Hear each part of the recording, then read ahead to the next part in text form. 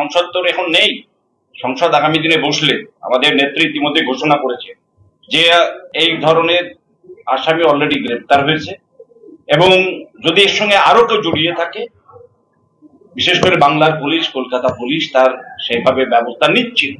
হঠাৎ করে সিবিআই তদন্ত দিয়েছে, তার উপর আমাদের বিশ্বাস করতে দেখি না।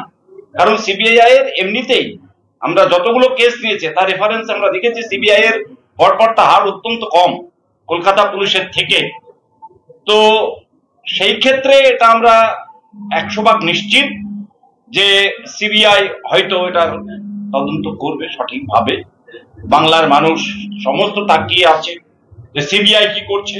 এতদিন হয়ে গেল, তার কিন্তু কোনো অগ্রগতি হয়নি। যে তিমিরে ছিল সেই তিমিরেই আছে, শুধু 10 দিন ধরে পুষ্পাতি হচ্ছে। একটা মানুষকে 150 ঘন্টা 200 ঘন্টা শুধু জিজ্ঞাসাবাদই চলছে। অদ্ভুত লাগে সিবিআই এর এই ভাবনাকে, আমরা তিরস্কার করছি। এইভাবে একটা মানুষকে বারবার ডাকছে, তদন্ত হচ্ছে, তার কিছু সুরাহা হচ্ছে না, এটা কেমন লাগে?